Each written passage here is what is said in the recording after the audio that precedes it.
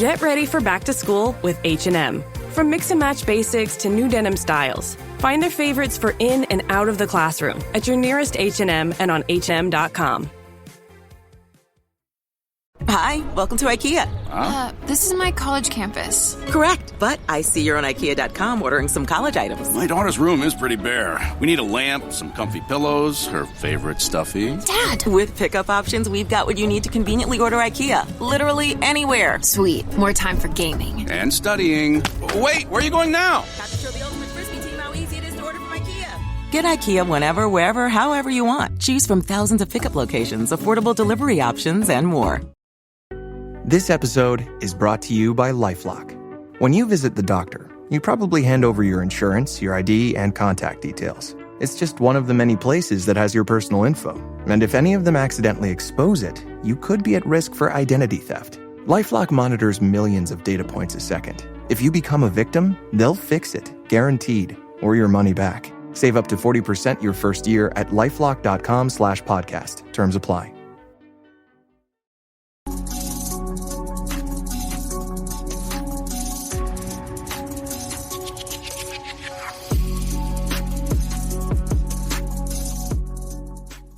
All right, Q. 2 weeks are in for the training camp session of the 2025 Chicago Bears. So, what are we hearing now? It's definitely been an 80-degree difference this week from last. You agree with that? Yeah, seems like the offense is clicking. There's a lot more positivity. Caleb is not a bust right now.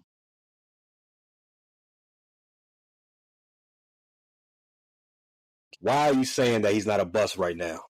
Because it seems like any incompletion or any time he doesn't play perfect, the fan base has the sky is falling type attitude. So, you have your contingent of Bears fans that want Caleb to fail or feel he is going to fail because they had something against him. It's a polarizing figure from his USC days. So you got people that hate on him for painting his fingernails, for the way he acts, dresses, talks, for the way his father and him handled their, pre-draft process. So I'm mocking the segment of fans or non-fans who like to, ridicule everything Caleb does anytime there's not perfection. Wait, you just broke news, Q. He paints his fingernails? A little bit. Right. I mean, and that's not a big deal, right? That's relevant to playing quarterback, of course, because yeah. I would think so. Yeah. What is more relevant to playing quarterback than the color of one's fingernails is getting a good snap. I've heard the same things. He had a very good week of camp this week. Other than there haven't been some, and I want to say a lot, there has been some reports of faulty center quarterback exchanges. It seems that Drew Dahlman's firing that boy back there, and Caleb's been cited shaking his hand like a little bit too hot. So Drew Dahlman is throwing it back, and Caleb can't handle it, huh? Let's go back to that painting fingernail thing again. Since you you said Drew Dahlman is throwing that thing back there. Drew, you got to take it easy on my man. He's trying to handle it. He's trying to catch the rhythm. We've all been there. Don't take me back to the juke parties of 99 and 2000.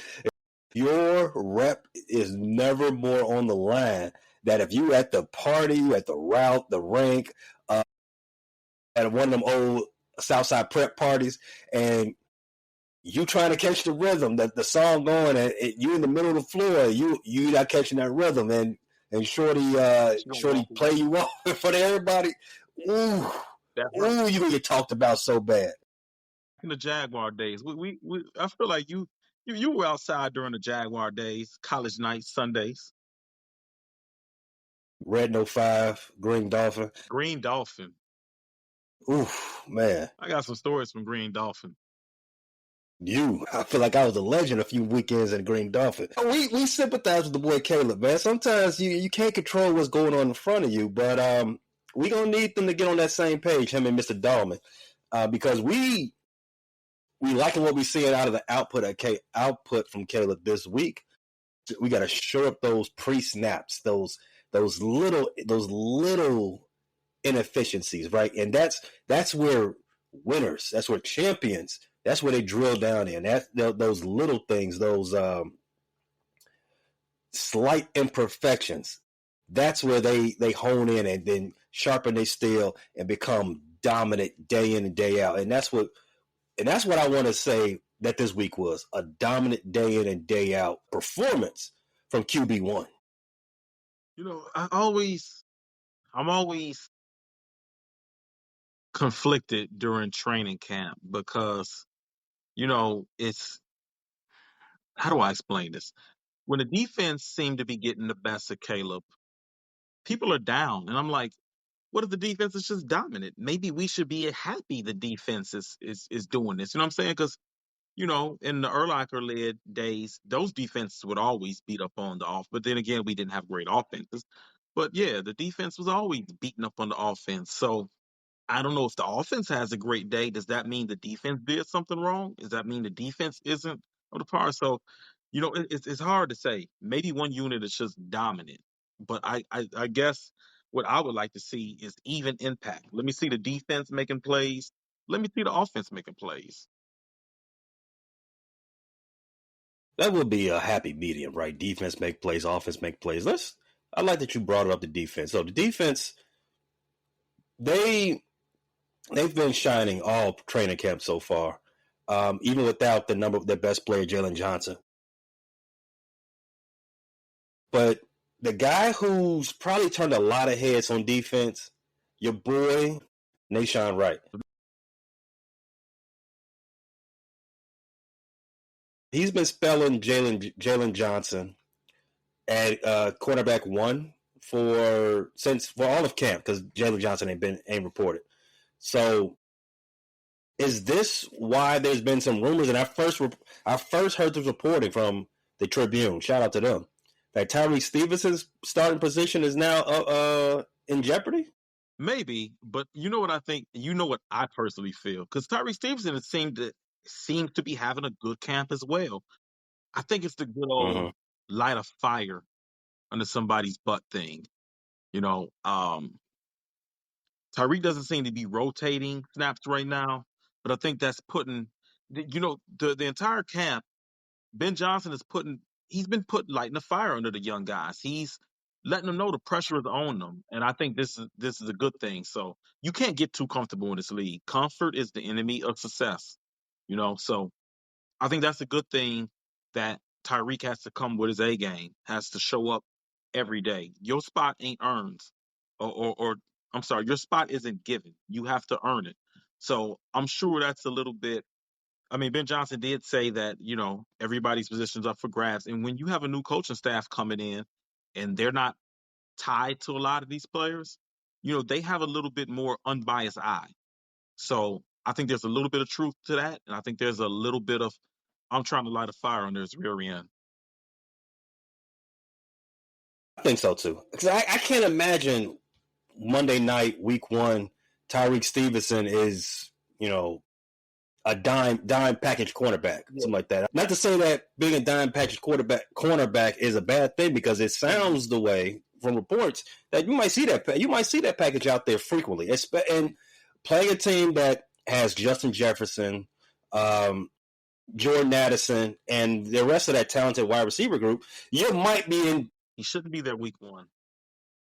Well, he should be in jail, but we can't control where he is on week 1. If he's on the field, you might see Dime a lot. Yeah. They got Naylor as well, Hawkinson. And being in that dime package gives you flexibility and brings you speed. And with a Dennis Allen guy who likes to blitz from the secondary, that could be dangerous. You got 6 DBs out there. You got a lot of speed out there. You got a lot of range. Got a lot of coverage ability. You got a lot of blitz ability. So I'm definitely looking forward to how Dennis Allen is going to deploy in some of the packages he's going to use for this defense. along the way with defense, there were reports coming out of Big D, Dallas, Texas. I want to preface this, so I take it with a grain of salt. I think this is just the next evolution of contract negotiations. It's always, well, all right, here comes the trade request to just get the ball moving, the public pressure on the team. But you got to talk about it anyway, because Bears fans have always wanted those bookend pass rushers, those edge rushers. We're down one of those bookends right now.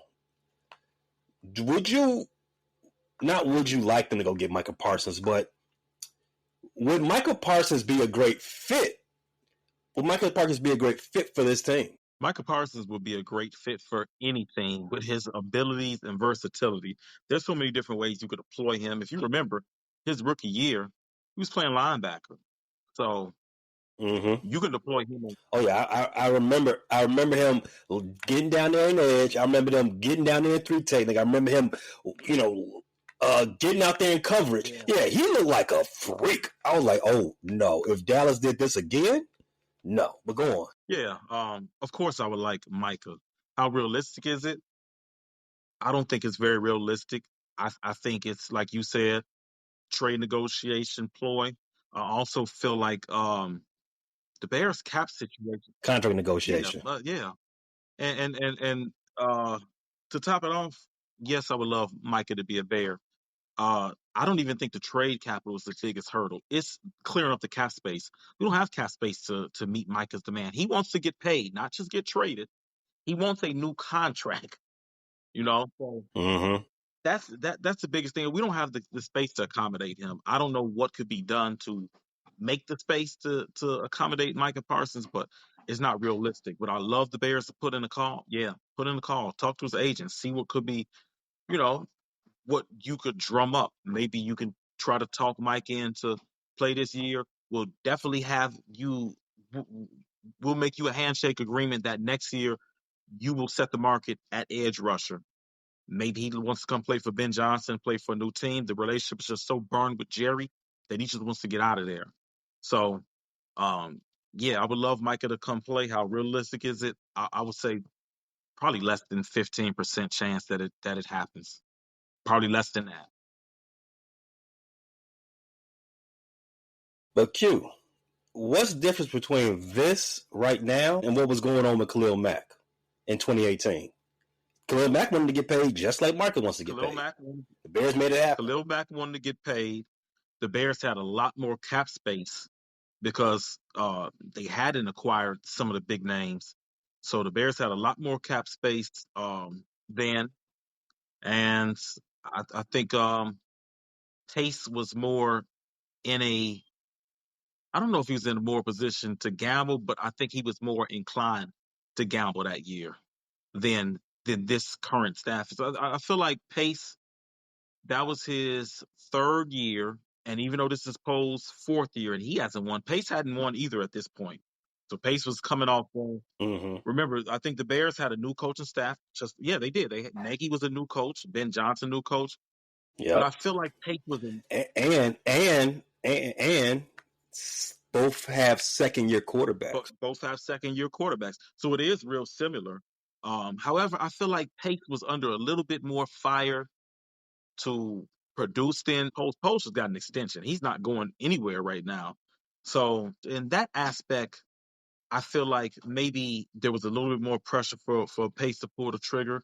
And with the cap space being available, I feel like it was a little bit easier to do that, to accommodate Khalil Mack after the trade.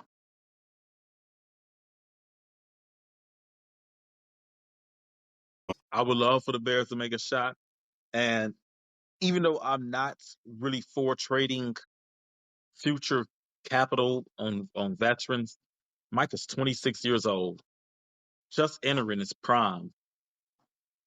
Realistically, I think if there was to be a trade, you would have to make a package similar to Khalil Mack. Micah Parsons is on the same trajectory.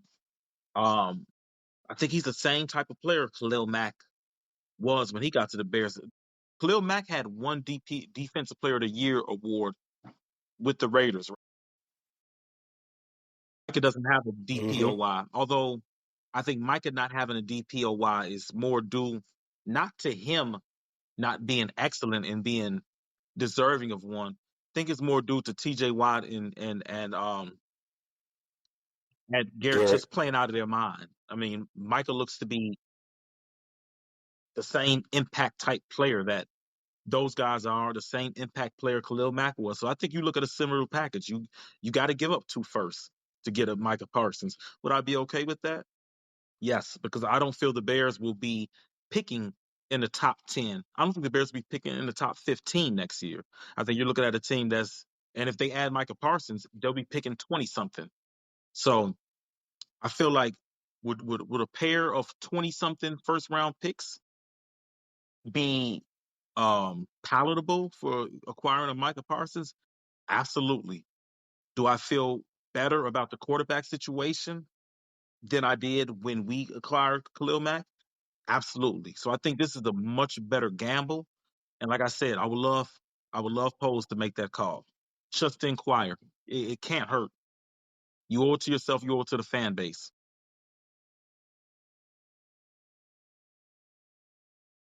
Let me throw a couple of trade scenarios out there for you. What about Jerry Jones say, I'm still looking for a running back because they love their running backs down there in Dallas. Let me get Roshan off you because as a former Longhorn, let me get Roshan. Let me get one of them linemen. I don't know, Braxton Jones, just starting left tackle, which comes at a high cost, and a couple of picks. You go. Bye. Let me see if I can try to coax get another one. What about anyone a defensive player? Let's say I don't know, Kyler Gordon and a couple of picks. And I would hate to see Tyler go. You good? No, I wouldn't be good, but it must be done. It's something that must. Man, I love Kyler Gordon, but Micah Parsons is I think the edge is so important in the NFL. The most important position is quarterback, left tackle, and edge. The latter two, you could flip them either way, but man, those are premier positions. You add a quarterback and you have an edge rusher, it's hard to have a losing team. How many teams do you see that have good edge rushing, good edge rush talent, and good quarterback play that aren't in the playoffs? Can you name one? I mean, the Cleveland Browns. They don't have good quarterback play though. Well, there you're right. You're right. They got Joe Flacco and rapists, alleged rapists. Alleged rapists. One more. Let's stay with defense. Montez Sweat and 3 draft picks. Bye, Montez. You've done well here, but you got to go 3 draft picks. What 3 draft picks? We're not talking about 3 first, are we? No, not 3 first. Even though I think Micah could pull 3 first, but not with 3 first and a player. No. Let's get Montez 1 first and 2 seconds.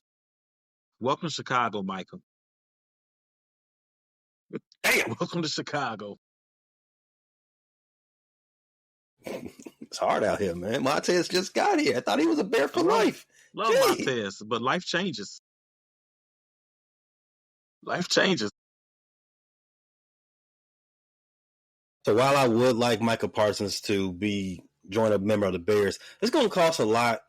I do think if it was even imaginable, and just for everyone's sake, Jerry Jones did come out and say that they're not interested in trading Micah Parsons. We're just interested in pissing him and his representation off. Before we move on from Micah, I got to ask you one question. Do you think we're Micah Parsons away from being serious contenders in the NFC? Is this the right time to get a Micah Parsons? That's a complicated question because I don't think we're a fill in the blank player away. You know what I mean? I think we're more so. I think we're a cohesive unit away from contending. I think we're a maturation, a certain level of maturation away from contending. You know what I'm saying? I don't think adding, just plucking Micah, even though he's a great player, I don't think just dropping him on the Bears roster changes our timeline.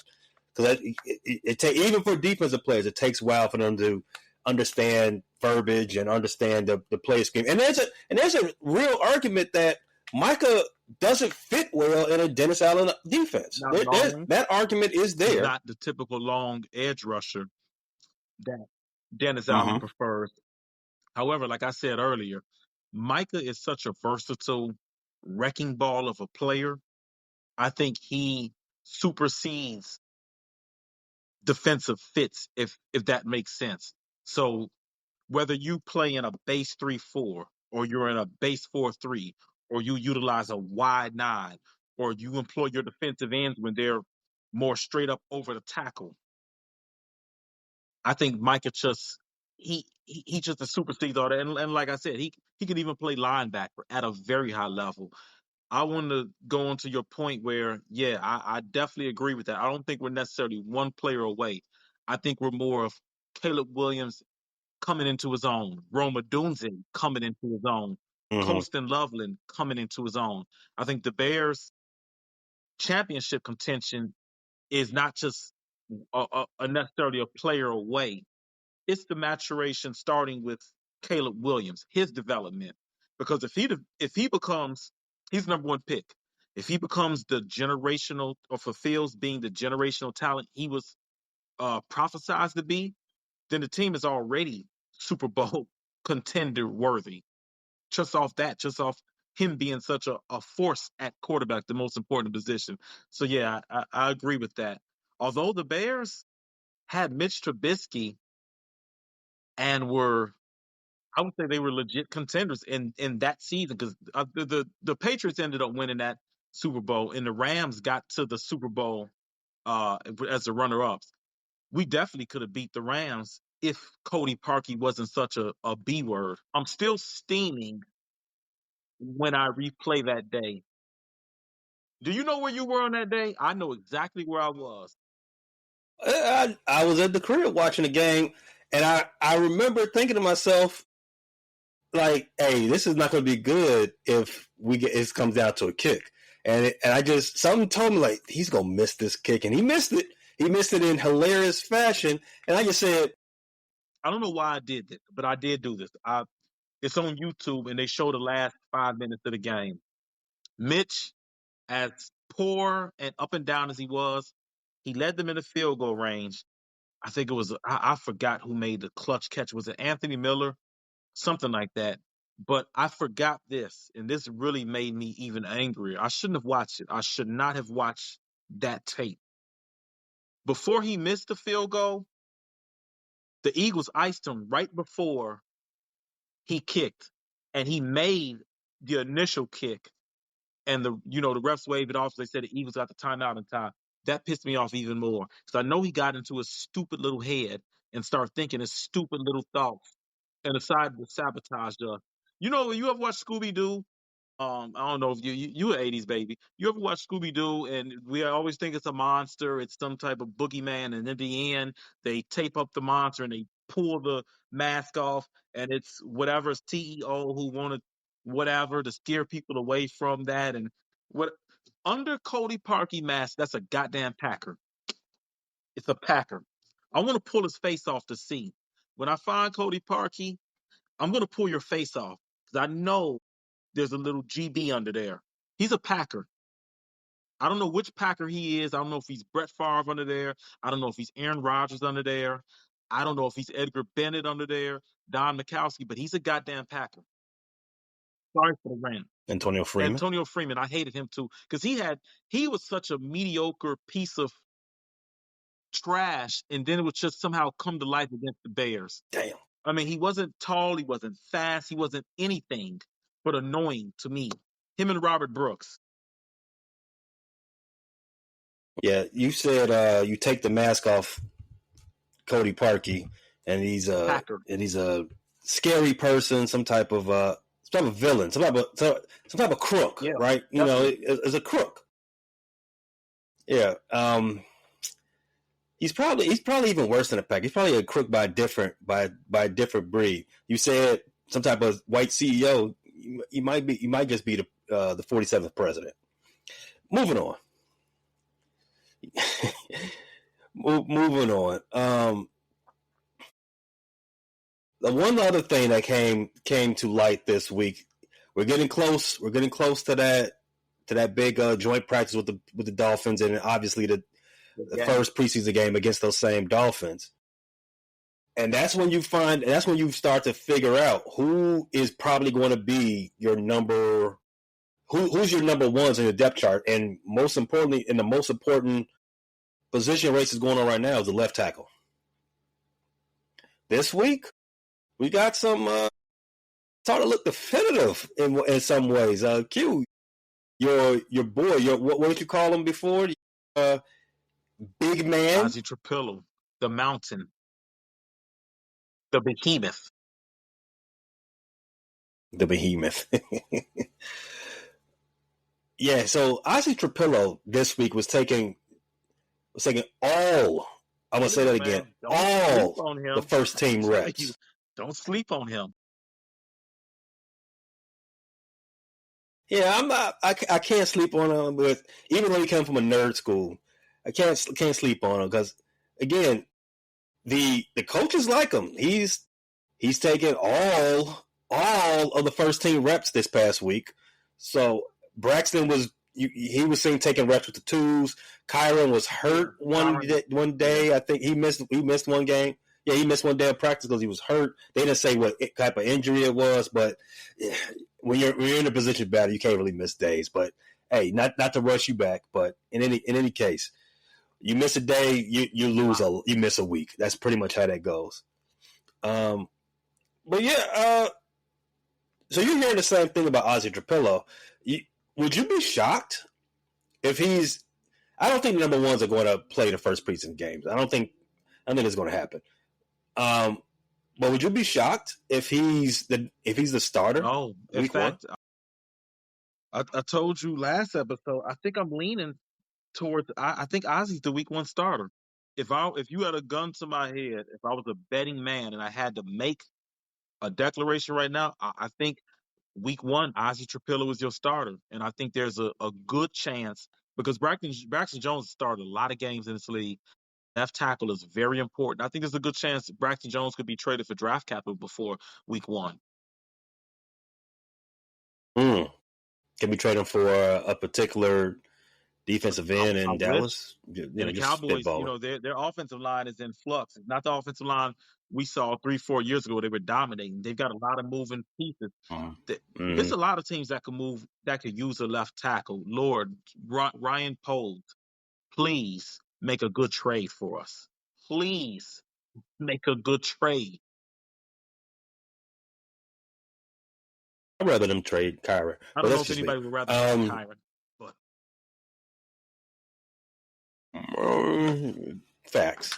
Obviously, I don't want him on the team that much longer anyway. But yeah. Listen, the more time I think about it, the more I get more comfortable with thinking like, hey, you know what? They may have just drafted the next starting left tackle. Ben Johnson doesn't seem like he coddles anybody. Ben does not seem like he coddles or grants favors. So no, if Ozzy's not getting, you got to earn your stuff with Ben. You got to earn it. Yelled at and not getting in trouble. Maybe he's just like that.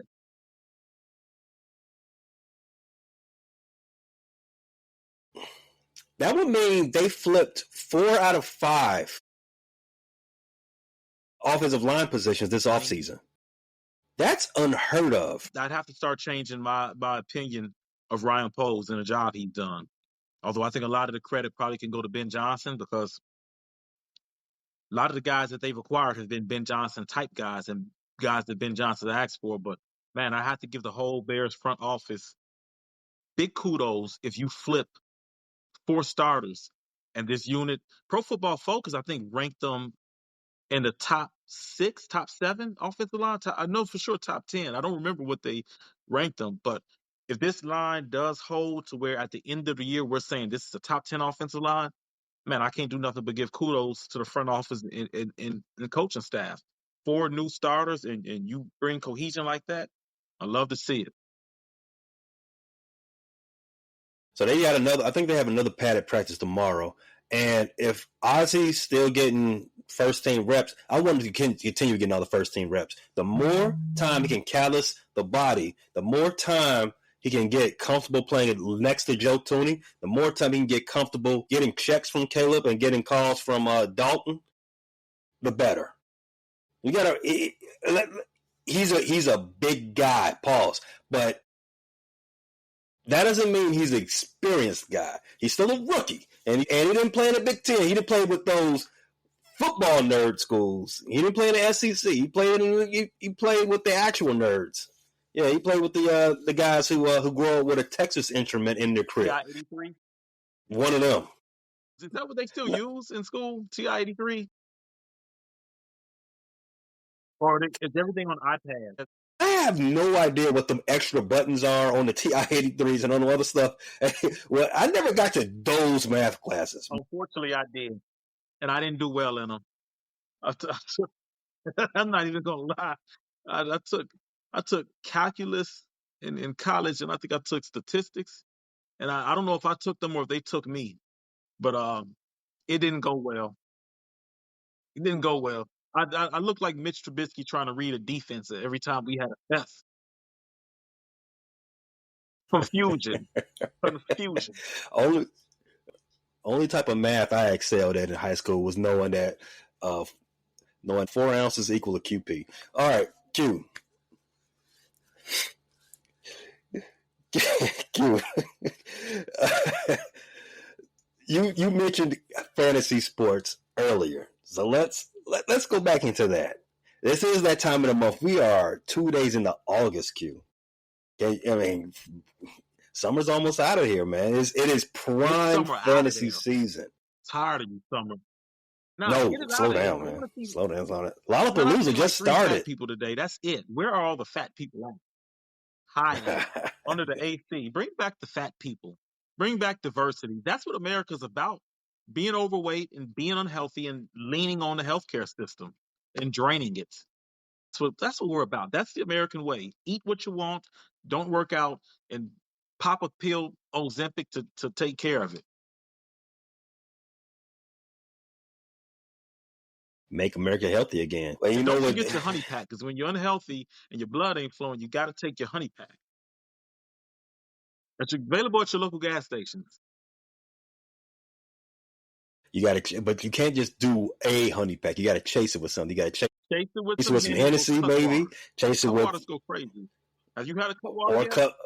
No. Do not chase it with a cut water. Chase it with some. You got to chase that with brown. You got to chase honey with brown. Or Red Bull, or Red Bull. Cut it with a Red Bull. With a Red Bull, you trying to destroy somebody's ovaries. You were gonna be in that thing all night, bouncing and beating, and well, I mean, you're gonna have a place to sleep this winter. That's what you're trying to do. Well, you already said make America healthy. Yeah, you said there's an epidemic in America, unhealthy people. There's another epidemic, homeless people. I'm trying to help people find them a home.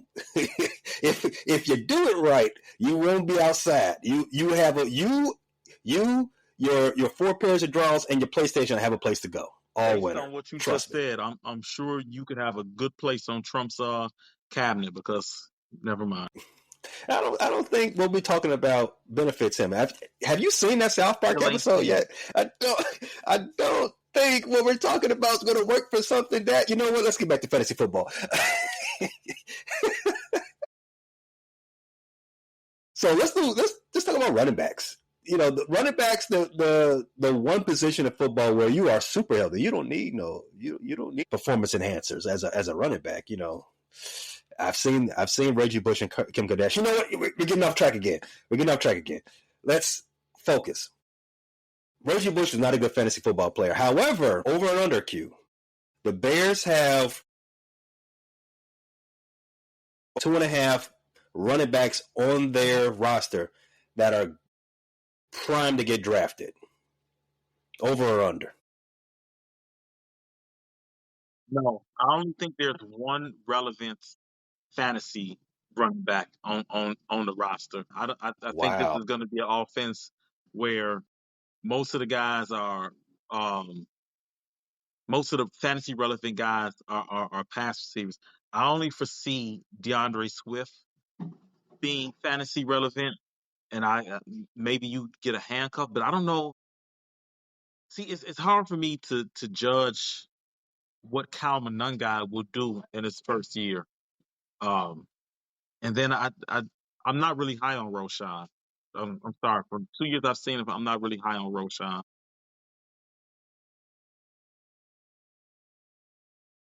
So you wouldn't draft a Chicago Bears running back for your fantasy team.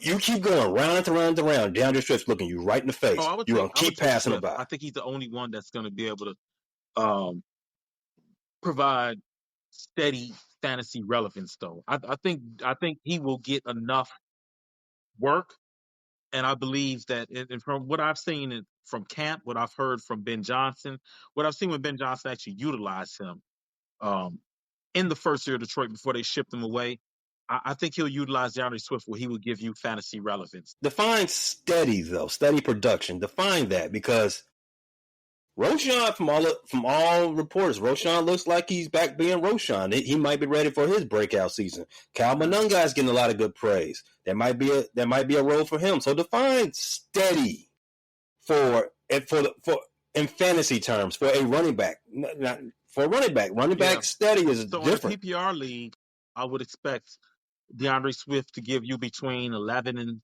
13.5 points per game. So I think he can make a good flex option or a good RB2 option if you have a strong RB1. But see, I've been the reason why I'm a little cool on the Bears running back situations. They've been doing a lot of DJ Moore in the backfield in camp, and I think there could be a real role where DJ Moore gets at least 2 to 5 carries a game. I think they're really looking for ways to get the ball in DJ Moore's hand. I think Luther Burden and Rome Odunze is my sleeper in the Bears offense. I think Colston Loveland can carve out a minor role. Tight ends is not a very deep position in fantasy anyways. So I really feel like the receivers are going to be getting the bulk of the work. And I feel like DJ Moore could be in kind of a Debo role. So the Chicago Bear running back room for fantasy right now, this time, I'm kind of cool on them, and I'm staying away. I think DeAndre Swift mid to later rounds, I take a chance on him, but I just feel like there are other options around the league which are going to get more certain touches. Yeah, I'm a little leery of the Bears running back room. I agree. That's one thing you got to pay attention to. How will this offense use other players outside of a position group? There's been rumors of DJ Moore lining up all over the place. Luther Burden, he comes in with that type of pedigree, and he looks healthy. So you can expect that You can expect that package. Pause. So to that point, I agree. I'm punting the Bears running back room. Now, for me in particular, I kind of swear by this technique. I kind of swear by zero RB.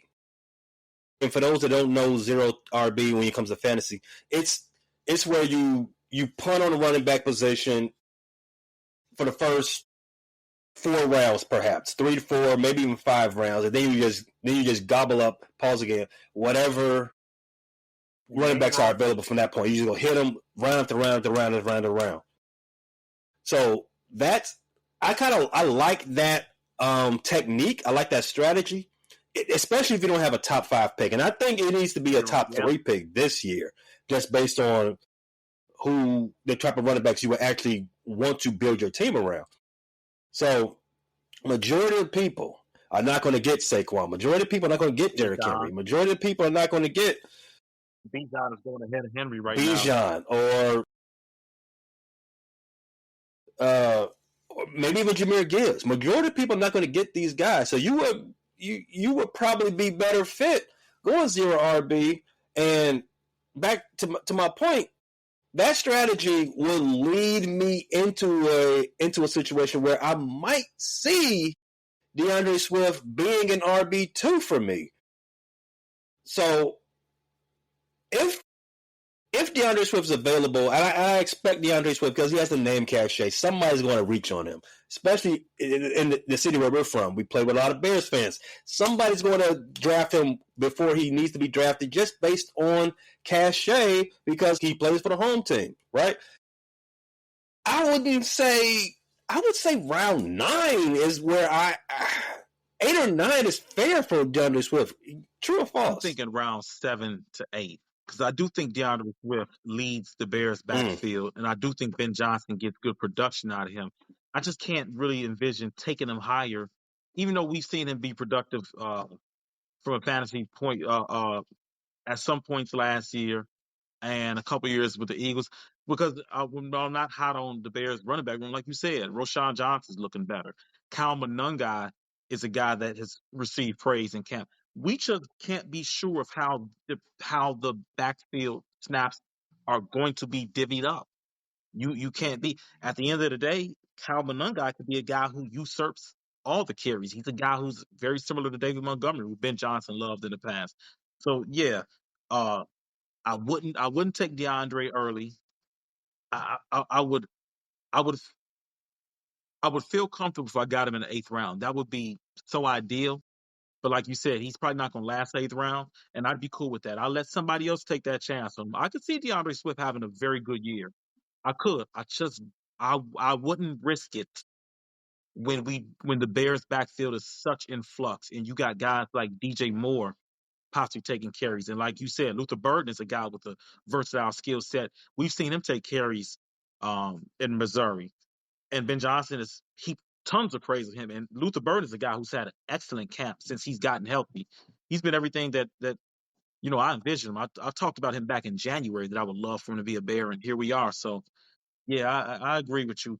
I don't think I would be too mad about Swift in the 8th round, though. Or if I'm at the very end of the 7th, I wouldn't be too mad about that. And don't forget, Caleb finna have a rock star type performance this year. You might not see too many handoffs. You're full of shit. I will try to make an argument for DeAndre Swift and maybe the entire running back room. They upgraded all three interior linemen. Majority of runs go through the middle of the field, right? Go through the middle, in between the hashes. You expect more fat guys being moved off the line of scrimmage, but cleaner holes to be available for guys to get to the second level. And there may be a younger, more healthy guy on the outfield. I mean, on the outside of the line, that's able to kick out and get to the second level and drive somebody out the way to a speedy guy like DeAndre Swift can get to that sideline and make some things happen out there, right? From that, thinking about it like that, shouldn't that improve his draft stock just a tad? Maybe not a full round, but maybe, let's say, you said round 7. Shouldn't that take him from, let's say, 72 to maybe 65? 65 is a hard sell for me. Anywhere in the 60s is hard for me to be taking Swift. When you make it 12, 24, 36, 48, 60, somewhere, nah. I can't take Swift in the 60s. No, I can't do that. Can't do it. Mm-hmm. Okay.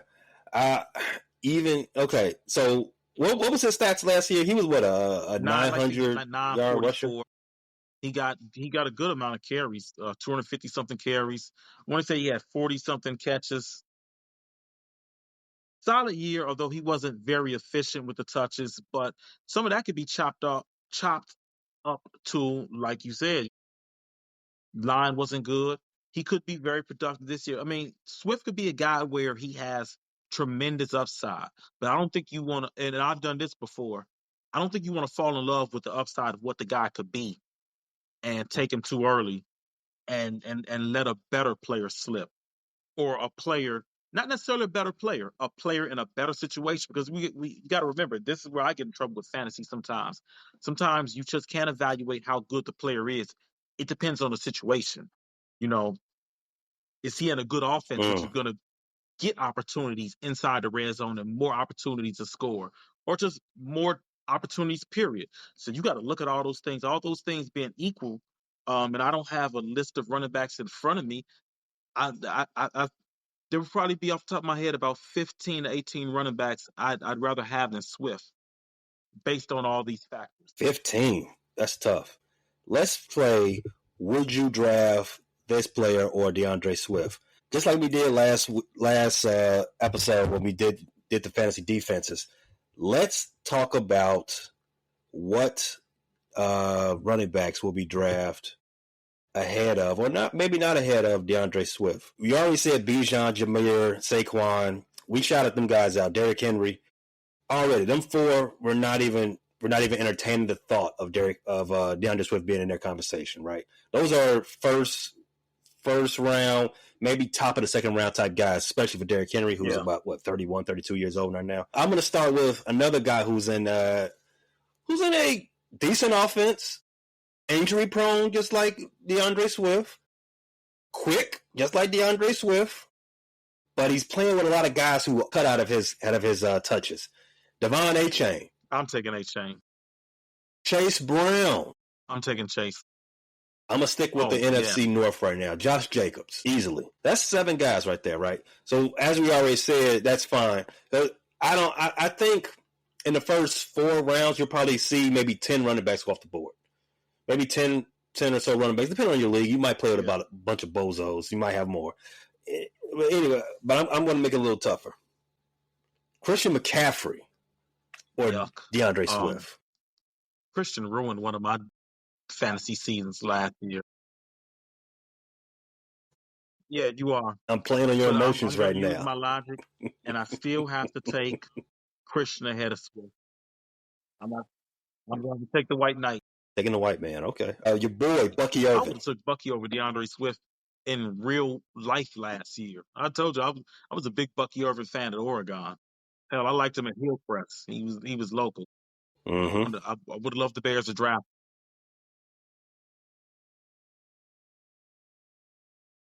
So this is number 10. Mm-hmm. Ashton Johnson might have been a Bear easily, because I don't think he's sharing the backfield with anybody in Las Vegas, is he? He's gonna run that boy legs off. He won't even have a second contract probably. Got the next 9 up for you. I'm gonna just say them all, and I'm gonna stop me if you hear a name that you would take that you would not take in front of DeAndre Swift. Jonathan Taylor, Kyron Williams, Breece Hall, Alvin Kamara. While Alvin Kamara will go pretty high, I think I would take Swift over him. And it's no disrespect to Kamara. I think, he's getting a little older. What year was he drafted? 17, 18? Mm-hmm.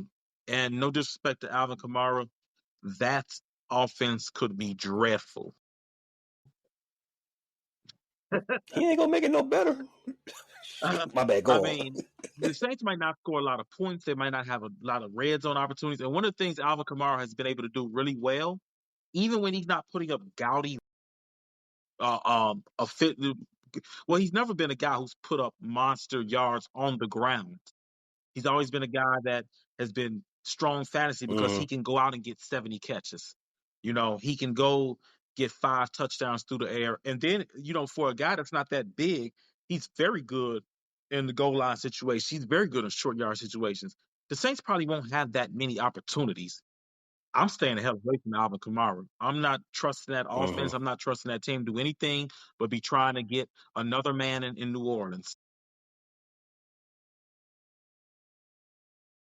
Okay, so we got to 13 running backs before we said DeAndre Swift would go there.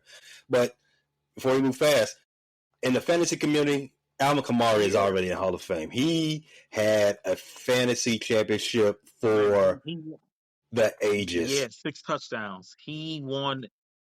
Man, there's a movie critic who's very esteemed. I think he's got about 90,000 subscribers on YouTube, maybe 100, maybe he's at over 100 now. E-Man's Review. No, E-Man, he plays in our league. He's YouTube famous. Got his ass handed to him in that championship game by Alvin Kamara, and we loved it. We loved every minute. Anytime we see E-Man lose, it is a good thing. Stick the movies, buddy. I remember that.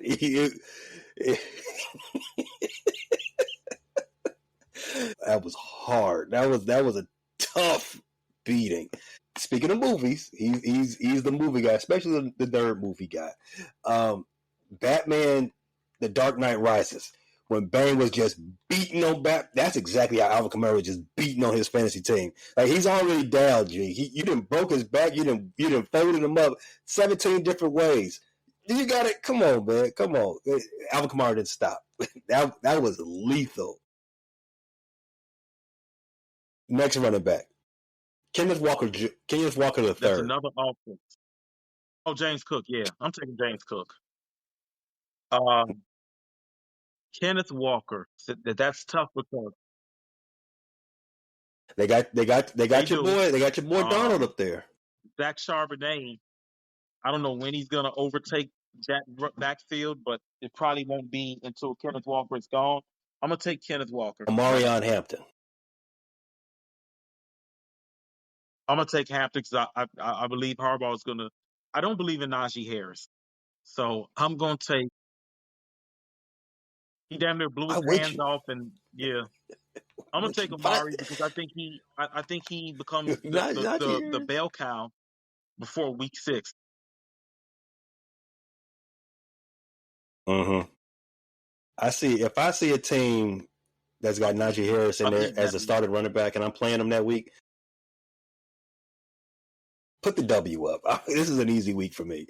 All right, so this is number 19 running backs. You got 19 running backs. You've only said you would take Swift over 1. James Conner. You know, I respect James Conner work. I just don't like the way it looks. I think the logical side of me says take James Conner, but I also think James Conner got that young boy breathing down his neck. That's a coin flip for me. But I guess I got to say James Conner because until he proves me wrong and it's ineffective, I got to say James Conner.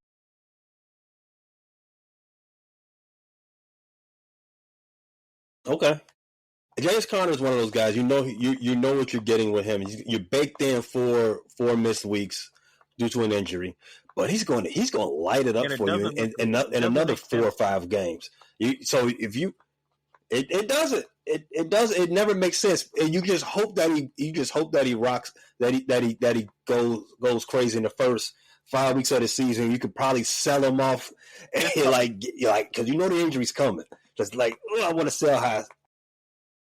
All right, so this is going to be running back 20 running backs, and I want to make that apparent because if you're playing in a 12-team league, you're probably only starting your rosters are probably set for RB1 and RB2. That's 24 running backs. We're about to say number 20 right here. You only said 1 so far that you would take Swift over. And now it's going to get a little. I'm going to make it a little challenging. Staying in the NFC North, David Montgomery. I'm going to take Swift over David Montgomery this year because for the fact that it just sounds like without Ben Johnson there with the new offensive coordinator, it really looks like Jahmyr Gibbs is not in a 50-50 anymore. It looks like the succession is happening. And it looks like Jahmyr is finally rightfully taking over the backfield snaps, and it looks like it's going to be a 65-35, 70-30 backfield share this year, and it should be because Jameer is a very talented running back.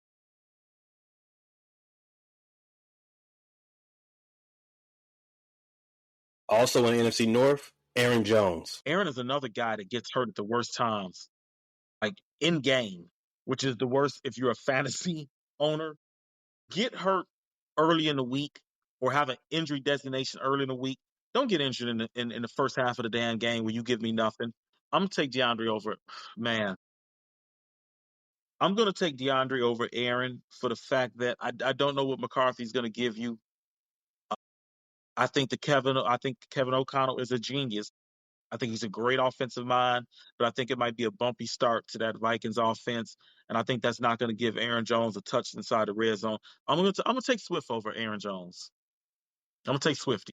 Travion Henderson. And I think the succession for Travion to overcome Ramondre Stevenson will be a process. So I'm only taking DeAndre for the fact that I think he will be the feature back in this Bears system, and he'll be featured early. If I got two good backs, and I could stash Travion, that would be my thing. I would stash Travion and see if I'm in the keepers league, I would take Travion over DeAndre Swift.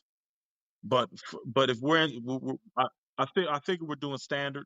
So with that being said, I'm taking DeAndre over Travion just for the fact that I think Travion will have to build up to overtake that backfield spot. I like Ramondre Stevenson. I find him to be very easy, great value in the middle of the draft every year for me. However, one thing you got to know about Ramondre Stevenson, he's going to put the ball on the turf.